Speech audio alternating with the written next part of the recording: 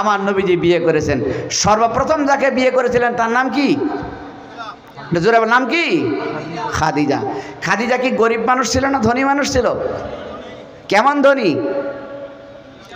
বিশ্ববিখ্যাত ধনী, ওই জামানার সর্বশ্রেষ্ঠ ধনী। আমার বন্ধুগণ, হযরতে খাদিজাতুল কুবরা রাদিয়াল্লাহু তাআলা আনহা আমার বিশ্বনবীর সঙ্গে বিবাহের পূর্বে হযরতে খাদিজার আরো 2 জায়গায় বিবাহ হয়েছিল। আরো 2 জায়গায় বিয়ে হয়েছে। খাদিজা কিন্তু দেখতে তেমন সুন্দরী ছিল না, কিন্তু অত্যন্ত গুণান্বিত, গুণবতী, অত্যন্ত গুণী জ্ঞানী মহিলা ছিল। এবার আমি যে কথাটা আপনাদের কাছে বলার জন্য মনস্থ করি সেটা হলো এই, আমার নবীজি যখন 10-11 বছর বয়সে উপনীত হয়েছে, নবীজির চাচা ডাক দিয়া বললেন, ও ভাতিজা, ও ভাতিজারে, একদিন হয়তো আমি তোমার দরবারে, তোমার কাছে আমি থাকবো না, তখন তুমি কোথায় থাকবে? তোমার তো টাকা নাই, পয়সা নাই, বাড়ি নাই, ঘর নাই। ভাতিজা, তোমার মা নাই, তোমার বাবা নাই, আমার আব্বা তোমাকে আমার হাতে তুলে দিয়ে গিয়েছে। এবার যেদিন আমি দুনিয়ায় থাকবো না, তুমি কোথায় যাবে? ভাতিজা, চলো তোমাকে কোনো জায়গায় একটু কাজের ব্যবস্থা করে দিয়ে আসি।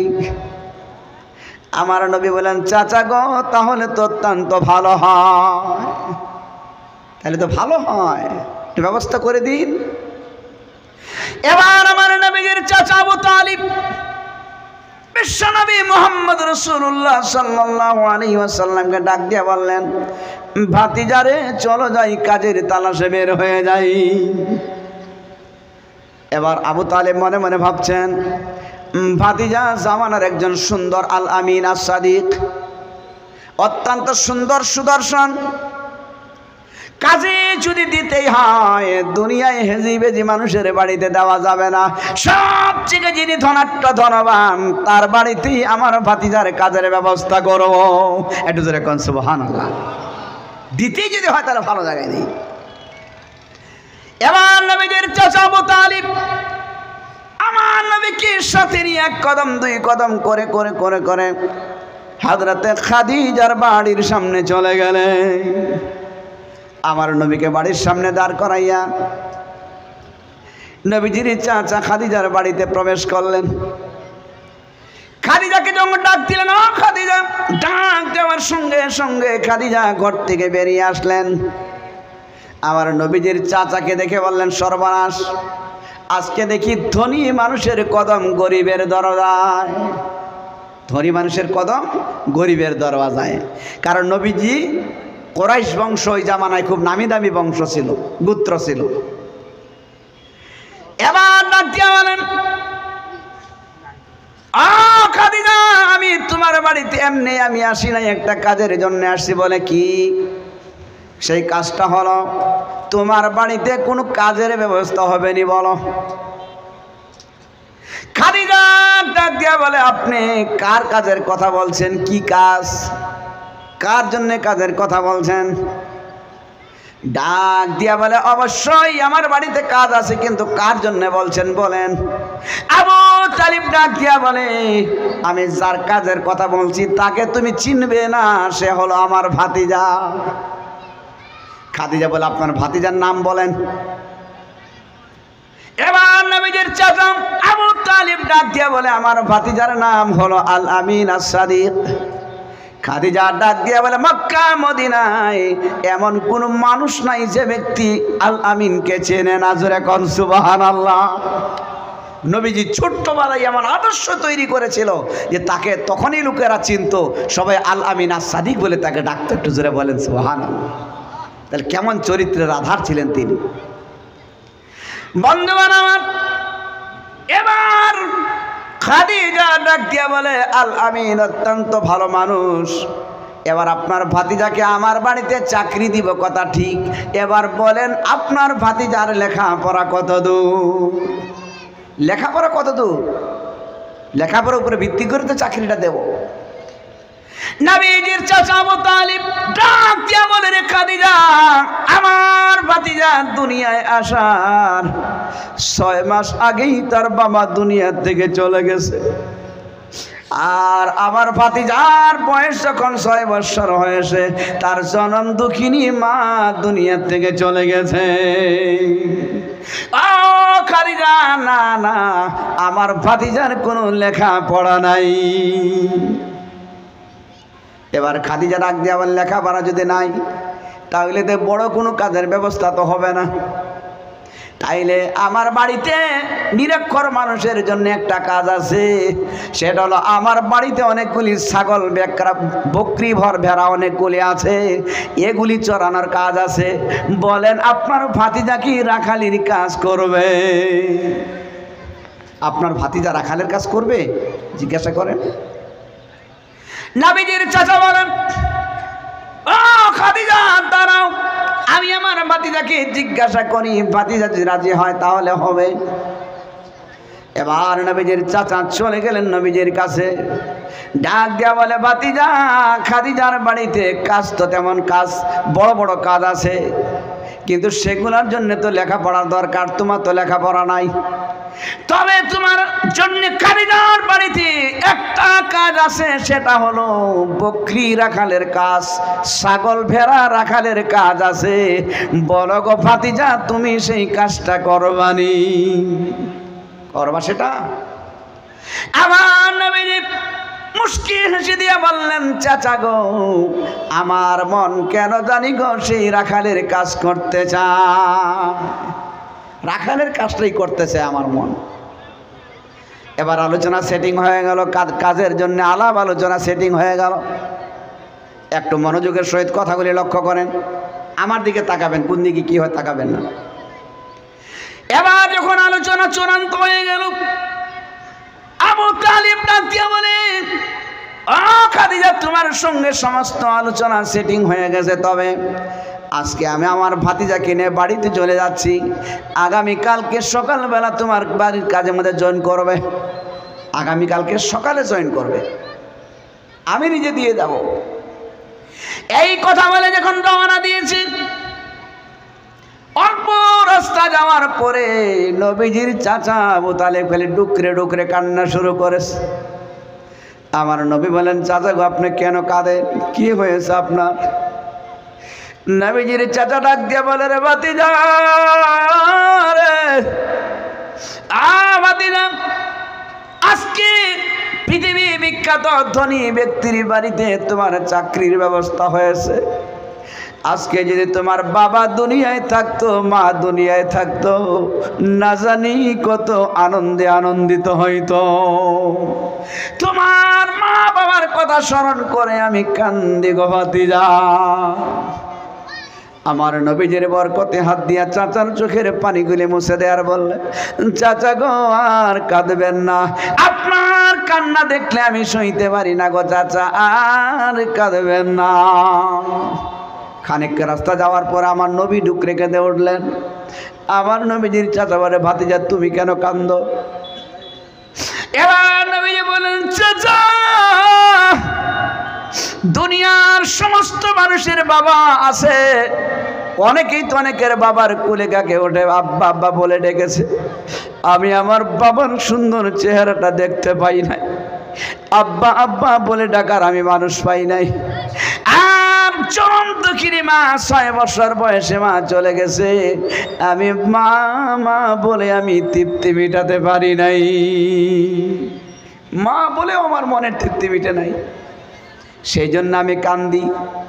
এবার চাচা ভাতিজা বাড়িতে চলে গেল, সারা রাত তারা বাড়িতে খালি আনন্দে আনন্দিত, অনেকেই কান্না, অনেকে আনন্দিত। তারপরের দিন সকাল বেলায় নবীজির চাচা আবু তালিব ডাক দিয়া বলে, রে ভাতিজা, রেডি হও, খাদিজার সঙ্গে ওয়াদা দিয়ে আসছি, কাজে যেতে হবে। আবার নবী প্রস্তুতি গ্রহণ করলেন, তার যে সামান্য পোশাক ছিল সেগুলিকে পুটলা বেঁধে নিলেন। এবার রওনা দিয়েছি খাদিজার বাড়িতে। সকাল বেলায় গিয়ে দেখলেন খাদিজা বাড়ির সামনে দাঁড়ানো। এবার নবীজির চাচা বলেন, এই নাও আমার ভাতিজা, তোমার কাছে দিয়ে গেলাম, আমার ভাতিজার দিকে তুমি লক্ষ্য রাখবে। যেটা কন্যা সুবহানাল্লাহ। তুমি নজর রাখবে আমার ভাতিজার দিকে, কারণ আমার ভাতিজার বয়স কম, আমার ভাতিজার মা নাই বাবা নাই, তুমি লক্ষ্য রাখবে। এবার খাদিজা বিশ্বনবীকে বললেন, ও আল আমিন, আসেন আপনার কাজ আপনাকে সমঝাইয়া দেই। এখানে কথা হলো, আমার নবীজি দেখতে এত সুন্দর, আমার নবীজির মতো সুন্দর মানুষ আল্লাহর জমিনে আর নাই। এত সুন্দর মানুষ ছিলেন, তার সুন্দর এবং সুন্দর আচরণ চরিত্র দেখে খাদিজা কোনোদিন আমার নবীকে ও মুহাম্মদ বলে ডাক দেয় নাই। যখন ডাকার প্রয়োজন হয়েছে ও আল আমিন বলে ডেকেছে, ও আস-সাদিক বলে ডাক দিয়েছে, এমন মোহাব্বতের সুরে সম্মান দিয়া ডাক দিয়েছে, জোরে কন্যা সুবহানাল্লাহ। কোনোদিনও নাম ধরে ডাকে না। এবার বলে, ও আল আমিন আসেন, আপনার কাজ আমি আপনাকে সমঝায় দেই। এই কথা বলে আমার নবীজিকে নিয়ে ছাগলের খোয়ারার সামনে, অর্থাৎ বকরি রাখার যে ঘর, সেই বকরির গোয়াল ঘরের দরজার সামনে দাঁড় করলেন। দাঁড় করে খাদিজা ডাক দিয়া বলে, এই যে কতগুলি বকরি ভেড়া দেখতে পাচ্ছেন, এগুলিকে আপনি দেখশন করবেন। খাদিজা ডাক দিয়া বলেন, আমি তাকিয়ে দেখি আমার প্রত্যেকটা বকরি যেন জিহ্বা বের করে আল আমিনের দিকে তাকায় যেন তাকে স্বাগত জানাচ্ছে। নারায়ে তাকবীর। প্রত্যেকটা বকরি স্বাগত জানাচ্ছে। মুসলমানেরা সংক্ষিপ্ত আকারে বলছি, লক্ষ্য করেন।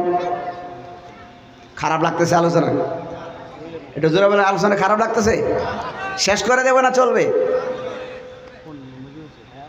আমার বন্ধুগণ বলতে চেয়েছিলাম, এবার খাদিজা বলেন, আমি তাকিয়ে দেখলাম আল আমিন ঘরের দরওয়াজা খুলে দিল, ছাগলের ঘরের দরওয়াজা খুলে দিল, আর আল আমিন দাঁড়িয়ে আছে। প্রত্যেকটা বকরি সিরিয়ালি বের হয়ে আল আমিনের শরীরের মধ্যে নাক লাগাইয়া কি জানি সুগন্ধি নেয়, আর সবাই লাইন ধরে কাতার ধরে বকরিগুলি দাঁড়ায় গেছে। আর আল আমিন যখন রওনা দিয়েছে, প্রত্যেকটা বকরি আল আমিনের পিছনে পিছনে লাইন ধরে রওনা দিয়েছে। ছাগলের জাত এরকম যায় কোনোদিন? মালিকের পিছনে যায় কোনোদিন ছাগল? কখনো সোজা যাবে না, কোন দিকে যে দৌড়াবে ঠিক নাই। রশিদের টেনেও তো পিছনে নেওয়া যায় না, যে অবস্থা। কিন্তু আমার নবী আগে আগে যাচ্ছেন আর বকরিগুলি পিছনে পিছনে যাচ্ছে। আরেকটু জোরে বলেন সুবহানাল্লাহ। মুসলমানেরা লক্ষ্য করেন, আমি যেই কথা বলতেছিলাম, আল্লাহর নবী নবী মুহাম্মদ রাসূলুল্লাহ সাল্লাল্লাহু আলাইহি ওয়াসাল্লামের আদর্শটা দেখেন। জঙ্গলের হিংস্র প্রাণী পর্যন্ত তাকে ভালোবাসতো। এবার আমার নবী যখন বকরিগুলি নিয়ে রওনা দিলেন, এবার খাদিজা মনে মনে ভাবলেন, বাড়ির মধ্যে যদি এই দৃশ্য হয় তাহলে না জানি এই রাখালের ময়দানে না জানি কোন দৃশ্যটা ঘটে যায়। এবার আমার নবীজি বকরি নিজে রাস্তায় রওনা দিলেন, খাদিজা আমার ভিন্ন রাস্তা দিয়ে রওনা দিয়েছে। কোথায় যাবে সেটা দেখার জন্য। হ্যাঁ,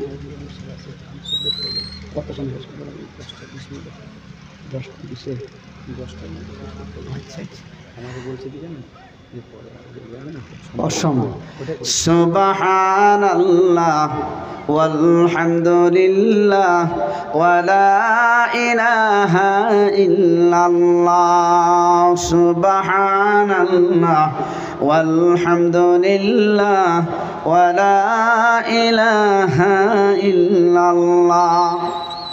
বন্ধুগণ আমার সংক্ষিপ্ত আকারে বলছি, এবার খাদিজা বলেন, ভিন্ন রাস্তা দিয়ে গিয়ে যখন আমি পাহাড়ের চুল্লিতে বসে থাকলাম, আমি সেখান থেকে দেখতে পাচ্ছিলাম আল আমিন বকরিগুলি নিয়ে একটা বৃক্ষের নিচে তিনি বসে পড়লেন, আর প্রত্যেকটা বকরি আল আমিনের চতুর্পাশে জড়ো হয়ে গেছে।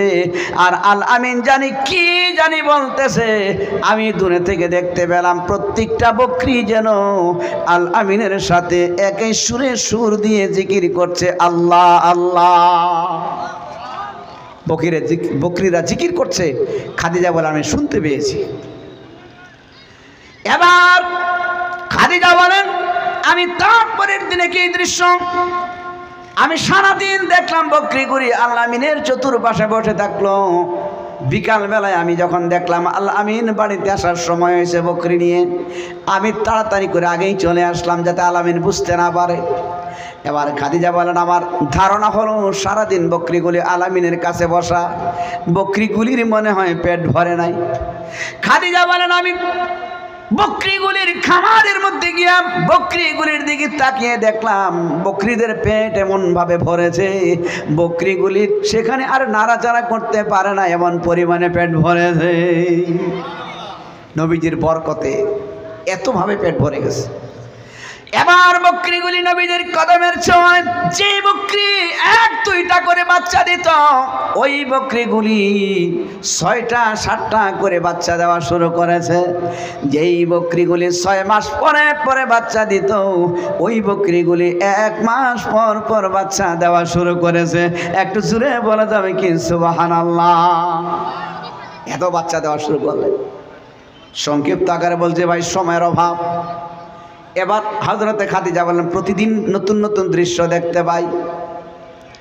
এবার খাদিজা বলেন তারপরের দিন আমি আবার পাহাড়ের চুল্লিতে চলে গেলাম। আল আমিন বকরি নিয়ে যখন ময়দানে চলে গেল, আমি দেখতে পেলাম আল আমিন একটা বৃক্ষের নিচে শুয়ে পড়েছে। আর পূর্ব থেকে সূর্যটা পশ্চিম দিকে চলে যাওয়ার কারণে গাছের ছায়াটা আল আমিন উপর থেকে সরে গিয়েছে। আল আমিনের শরীরের মধ্যে রৌদ্র পড়তেছে, রৌদ্রের কিরণ পড়ছে। এমন সময় দেখতে পেলাম আমার বকরিগুলি আল আমিনের পাশে একটার উপর আরেকটা, আরেকটার উপর আরেকটা, এমন করে করে পিরামিড তৈরি করে আল আমিনকে ছায়া প্রদান করছে। বন্ধুগণ আমার, খাদিজা দৃশ্যগুলি দেখতে পাচ্ছেন। খাদিজা বলে প্রতিদিন নতুন নতুন দৃশ্য দেখতে পাই। এবার খাদিজা বলেন তারপরের দিন আবার আমি সেই পাহাড়ের চুল্লিতে চলে গেলাম। খাদিজা বলে আমার ইচ্ছা হয় আমি খালি যাব, একটু দেখে চলে আসব, কিন্তু সারাটা দিন এই দৃশ্য দেখতে দেখতে চলে যায়, আমার হুঁশ থাকে না। জোরে কোন সুবহানাল্লাহ? হুঁশ থাকারই তো কথা না, এত সুদর্শন চেহারা তার। এবার আল আমিন আমার বিশ্বনবী যখন বকরি চড়াতে গেলেন, খাদিজা বলে আমি পাহাড়ের চুল্লিতে দাঁড়ায় দেখি আল আমিন যে বৃক্ষের নিচে শুয়েছিল। এবার সূর্যটা পূর্ব থেকে পশ্চিম দিকে চলে যাওয়ার কারণে ছায়া যখন সরে গিয়েছে, আমি দেখতে পেলাম আল আমিনের শরীরে রৌদ্র পড়তেছে। এমন সময় পাশের জঙ্গল থেকে একটা বিষধর সাপ, প্রকাণ্ড ধরনের সাপ এসে এরকম করে ফানা ধরে আল আমিনকে ছায়া দিচ্ছে। আমার নবীজি খাদিজা এগুলি দৃশ্য দেখেন। সংক্ষিপ্ত আকারে বলছি, এইরকম দৃশ্য অনেক দেখেছেন। দেখে শেষ পর্যন্ত যে কথাটা বলার উদ্দেশ্য হলো, কারণ সময় একবারে কমে গেছে আমার, হযরতে খাদিজা আমার নবীজির সমস্ত বারাকাতগুলি দেখলেন, তার সমস্ত কৃতিত্বগুলিকে দেখলেন। দেখে নবীজির বয়স যখন 25 বছরে উপনীত হলো, খাদিজার বয়স তখন 40 বছর। 40 বছর বয়স হয়েছে। এবার খাদিজা মনে মনে ভাবছে যে আমি বাকি জীবনটা যেই ব্যক্তিটাকে দেখে, যেই ব্যক্তিটার উসিলায় আমার সমস্ত সম্পদের মধ্যে উজান ধরেছে, বাকি জীবনটা যদি আমি তার স্ত্রী হয়ে কাটাতে পারতাম, তাহলে হয়তো আমার জীবনটা আরো ধন্য হয়ে যেত। জোরে কোন সুবহানাল্লাহ? এবার খাদিজা ভাবলেন না না, কথা ঠিকই সিদ্ধান্ত নিয়েছি, আমি আল আমিনের কাছে প্রস্তাবটা দিয়ে দেখব, আল আমিন যদি আমাকে স্ত্রী রূপে গ্রহণ করে। এবার খাদিজা মনে মনে ভাবলেন আমি কার মাধ্যমে বিবাহের খবরটা দেব? কোনো মানুষের মাধ্যম দিয়ে যদি খবরটা পাঠাই, আর আল আমিন যদি অস্বীকার করে, খবরটা সব জায়গায় ছড়ে যাবে, বদনাম হয়ে যাবে। না না না, খবরটা আমি নিজেই আল আমিনের কাছে দিতে হবে, আমি নিজেই দেব খবরটা। এবার খাদিজা তার একজন বিশ্বস্ত কর্মচারীকে ডেকে বললেন যাও আল আমিনকে ডাক দাও, সে যেন আমার বাড়িতে আসে, আমি তার সঙ্গে সাক্ষাৎ করব, আমি তার সাথে সাক্ষাৎ করব, আসতে বলো। এবার বিশ্বস্ত কর্মচারী বিশ্ব নবীর কাছে গিয়ে বললেন, আল্লাহর নবী ও আল আমিন, খাদিজা আপনাকে ডেকেছে, আপনার সঙ্গে সাক্ষাৎ করবে, কি জানি আলোচনা আছে, আলোচনা করবে। আমার নবী বললেন, ঠিক আছে যাও, আগামীকালকে বেলা 10টার সময় আমি যাব খাদিজার সঙ্গে দেখা করতে। এখানে প্রশ্ন হতে পারে, আমার নবী তো খাদিজার খবর শুনে সঙ্গে সঙ্গে যাওয়ার কথা ছিল, কিন্তু না, আমানতকারী ব্যক্তিদের কাজটা এমন হয় না। কারণ আমার নবীজি খাদিজার বহুত বড় দায়িত্ব পালন করতেছিলেন। এবার কোনো জায়গায় যেতে হলে সমস্ত দায়িত্বকে গুছিয়ে নিতে হবে, ঠিক কিনা বলেন? নাইলে মালিকের কাজের ক্ষতি হবে, তার সম্পদে নোকসান হবে। এটা যেন না হয়, যে নবীজি বললেন আগামীকালকে বেলা 10টায় যাব, খবর দিয়ে দিও। এবার খাদিজা আনন্দে আত্মর হয়ে গেলেন। একটা ঘর সুন্দর করে সাজালেন, ফুল দিয়ে, ফল দিয়ে, সুগন্ধি দিয়ে সুন্দর করে সাজালেন। ঘরটা সুন্দর করে সাজিয়ে ঘরের মাঝখানে একটা টেবিল দিলেন, আর দুই পাশে 2টা চেয়ার রাখলেন। খাদিজার ইচ্ছা হলো এক পাশে আল আমিন বসবে, আরেক পাশে আমি বসবো, আর দুইজন বসে বসে একসঙ্গে আলাপ করব। দুইজন বসে বসে একসাথে আলাপ করব, খাদিজার ধারণা এটা। এবার আমার বন্ধুগণ, বিশ্বনবী পরের দিন সকালবেলায় চলে আসলেন খাদিজার বাড়িতে। এবার খাদিজা তখন দেখতে পেলেন পূর্ণিমার চাঁদের মতো চেহারা বিশ্বনবীর আসছে বাড়িতে। এই বাচ্চাগুলি কানে ধরে তুলে দেন, এখান থেকে কানে ধরে তুলে নিয়ে বেশি বদমাশ। সুবহানাল্লাহ ওয়ালহামদুলিল্লাহ ওয়ালা ইলাহা ইল্লাল্লাহ। বন্ধুগণ, আমার যে কথা বলতেছিলাম, এবার আমার নবী যখন খাদিজার বাড়ির সামনে চলে আসছে, খাদিজা অত্যন্ত খুশি হইয়া বলেন, আল আমিন আসেন আসেন, আমার ঘরে আসেন, বসেন। ঘরটা তো সুন্দর করে সাজানো। খাদিজা ঘরের ভিতরে আগে ঢুকলেন, আল আমিনকে ডাকছেন, আসেন ঘরে বসেন। আমার নবীজি দেখতে পেলেন ঘরের ভিতরে 2টা চেয়ার, মাঝখানে টেবিল। আমার নবীজি ঘরের দরজার মধ্যে দাঁড়াইয়া একটা চেয়ার সেখান থেকে টান দিয়া ঘরের দরজার মধ্যে রেখে আমার নবীজি দরজার মাঝখানে বসে গেলেন। আর বসার কারণে আমার নবীজির শরীরটা আধাটা ঘরের ভিতরে আর আধা শরীর হলো ঘরের বাইরে। একটু জোরে বলা যাবে কি সুবহানাল্লাহ? আমরা হলে কি করতাম? ম্যাডাম দরজা লাগান, নাইলে মানুষে শুনবে। আমার নবীজির চরিত্রটা দেখেন কেমন। মুসলমানেরা, এবার খাদিজা ডাক দিয়া বলেন, আল আমিন, আমি চেয়ারটা রাখলাম এমন করে, আপনি এমনটা কেন করলেন? বলে, অসুবিধা নাই, কি বলবেন আমাকে বলেন। এবার খাদিজা বলেন, ও আল আমিন, আমার বাড়িতে যত সম্পদ আপনি দেখতে পাচ্ছেন, সমস্ত সম্পদগুলি আপনার কদমের ছোঁয়ায় হয়েছে। আপনার বরকতে আমার বাড়িতে এত শত সম্পত্তি হয়েছে। এবার বলেন, আপনাকে আমার বাড়ির কোন পোস্টে আমি চাকরি দিয়েছিলাম, মনে আসেনি? আমার নবী বলেন, হ্যাঁ মনে আছে, রাখালের পোস্টে তুমি আমাকে চাকরি দিয়েছিলে। এখন আপনি কোন পোস্টে আছেন? এখন আমি আপনার সম্পদের জেনারেল ম্যানেজার। আমি কয়, আপনাকে আমি রাখালের পোস্টে থেকে জেনারেল ম্যানেজার বানিয়েছি। আমার নবী বলেন, আপনি বানান নাই, আমার যোগ্যতার বলে আমি হয়েছি। খাদিজা বলে, যোগ্যতা থাকলেই শুধু হয় না, মালিকেরও কিছু ইচ্ছা থাকতে হয়। কথা ঠিক কিনা বলেন? আমি জেনারেল ম্যানেজার বানিয়েছি। আমার নবী বলেন, তাও হতে পারে, তাইলে বলেন কি বলবেন, আসল কথা বলেন। খাদিজা ডাকিয়া বলেন, ও আল আমিন, সমস্ত সম্পদ যখন আপনার কদমের ছোঁয়ায় হয়েছে, তাহলে এবার শুনেন, আমি চেয়েছিলাম আমার বাকি জীবনটা আপনার স্ত্রী হয়ে কাটাতে।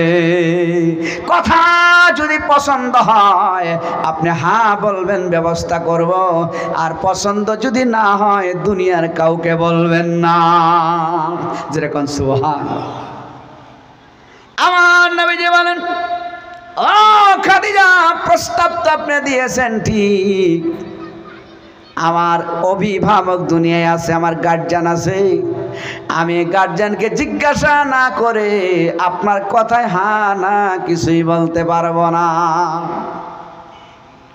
আমি আপনার কথার জবাব দেওয়ার আগে, হ্যাঁ না বলার আগে আমার গার্জিয়ানকে আমি জিজ্ঞাসা করি। আমার গার্জিয়ান, আমার চাচা, তিনি যদি হ্যাঁ বলে তো হবে, না এলে হবে না। এই মুসলমান, আমাদের চরিত্রটা কেমন? এইরকম ধনাঢ্য ধনবান বিশ্ববিখ্যাত কোনি ধনী মহিলা যদি আমাদেরকে বিবাহের প্রস্তাব দেয়, তাহলে আমরা কি বলবো? দাঁড়াও জিজ্ঞাসা করি। এরকম জিজ্ঞাসা আগেই করবে না, তাড়াতাড়ি কাজ সারেন। কথা ঠিক কিনা বলি? আমার নবীর আদর্শটা কেমন? এবার আমার নবীজি বলেন, ও খাদিজা, আপনি বসেন, আমি আমার চাচাকে জিজ্ঞাসা করি। খাদিজা বলে, যান যান, জিজ্ঞাসা করেন। এবার আমার নবীজি চলে গেলেন বাড়িতে। তখন দিনের 11টা বাজে।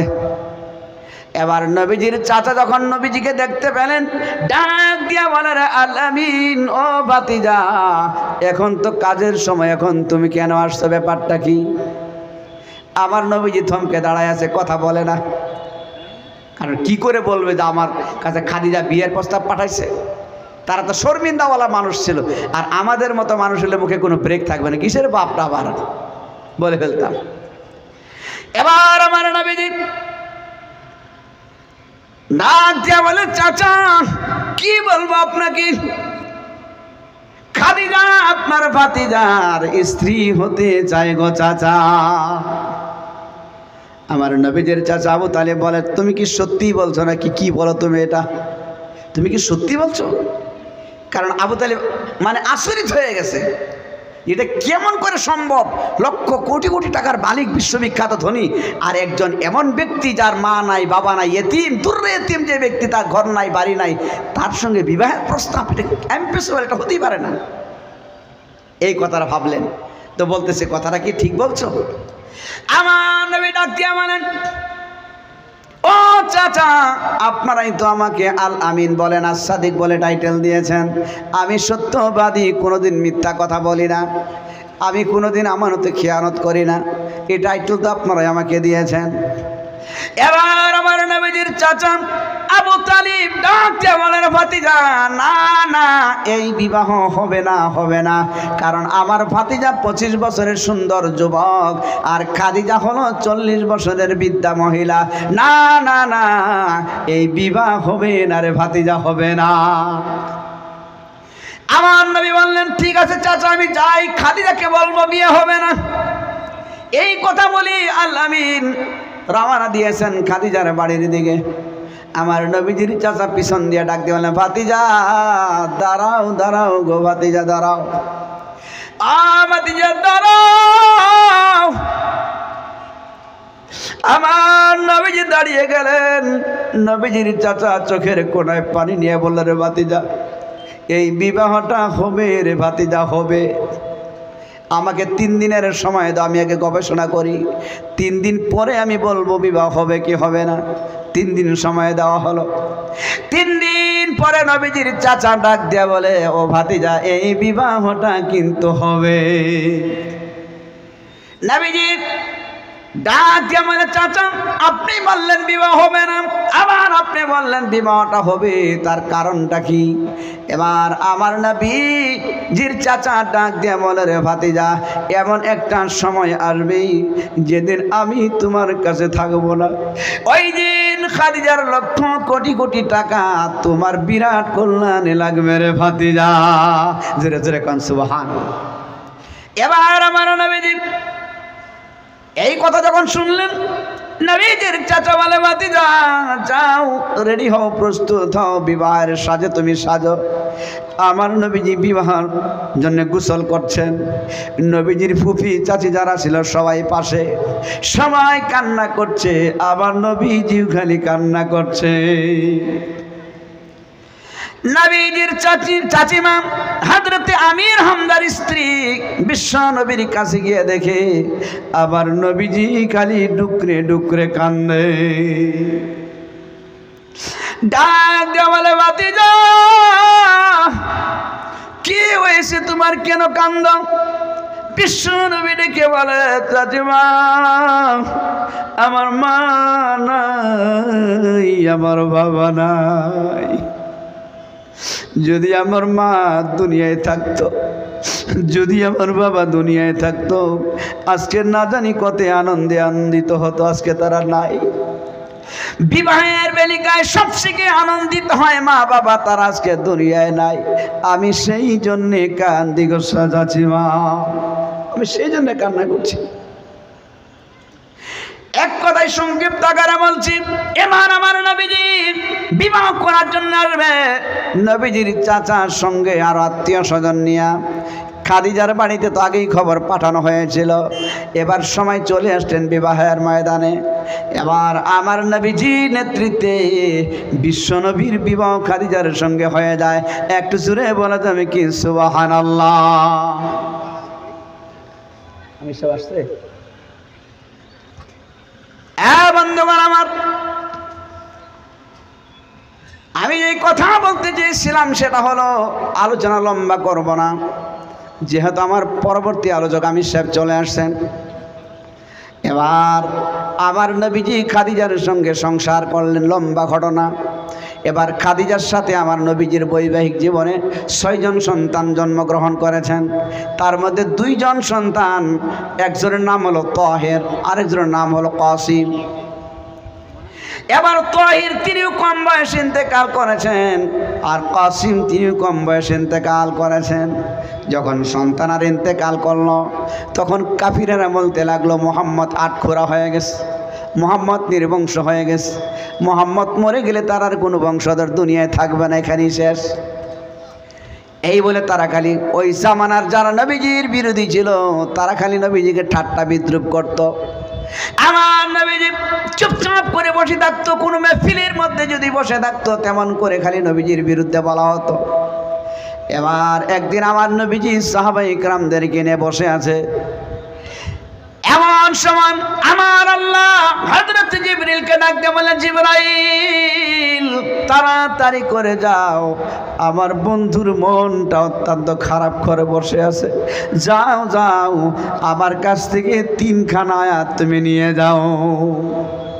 3টা আয়াত, ইন্না আ'তাইনা কাল কাউসার ফাসাল্লি লিরাব্বিকা ওয়ানহার ইন্না শানিয়াকা হুয়াল আবতার। এই 3টা আয়াত দিয়ে পাঠালেন। তো বন্ধুগণ আমার, এই 3টা আয়াত দিয়ে পাঠালেন, বলে দিলেন যে নিশ্চয়ই আমি হাউজে কাউসার দান করেছি। এই কাউসারটা আল্লাহ তাআলা তার হাবিবকে পেশালি দিয়েছে, এটা পৃথিবীর অন্য কোনো নবীদেরকে দেওয়া হয় নাই, এমন একটা গিফট দিয়েছেন। তো লম্বা আলোচনা, কাউসার কি ও কেন কেমন কি এইগুলি ব্যাপারে আলোচনা করার সময় যেহেতু হলো না, আমার পরে আরও মূল্যবান আলোচনা আপনারা শুনবেন। আমাদের সকলের শ্রদ্ধেয় আমির সাহেব তিনি চলে এসছেন, তেনার মূল্যবান আলোচনা শুনবেন। ভবিষ্যতে যদি আসি সূরা কাউসারের অবশিষ্ট কথাগুলি আপনাদেরকে শোনাবো ইনশাআল্লাহ। আর